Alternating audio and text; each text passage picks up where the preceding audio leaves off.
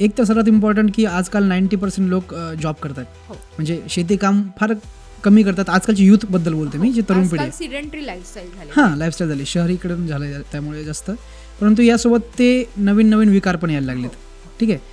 आता मी तुम्हाला डायरेक्टली विकार सांगत नाही, हो. पण परंतु तुम्ही मला सोप्या शब्दात हे सांगा की जे 9 to 5 जॉब करतात, हो हो त्यांचा तासनतास बसण्यामुळे तुम्हाला माहितीच असेल की त्यांना हो, काय काय हो. प्रॉब्लेम होऊ होऊ शकतात शकतात, फ्युचरमध्ये. correct. तर ते होऊ नये आणि ते काम पण टाळू शकत नाही. सो अशा केसमध्ये त्यांनी त्यांच्या आहारामध्ये काय काय गोष्टी घ्यायला पाहिजे. सोबत असताना तर त्यांना जे normally long time sitting position मध्ये बसतात त्यांना त्रास होतो. 9 to 5 असा कन्सेप्ट बरोबर. तर त्यांच्यामध्ये जे लॉंग टर्म पर्यंत म्हणजे 4-4 तास एकाच जागी बसलेत, 5-5 तास एकाच जागी बसलेत, त्यांनी ब्रेक नाही घेतलाय, ते उठले पण नाहीयेत, त्यांनी कुठलीच कॉम्प्युटरवर हात ठेवून ठेवण्याची पोझिशन ही मुवमेंटच एवढीच कंटिन्यू आहे, त्यांना हे त्रास होऊ शकतात.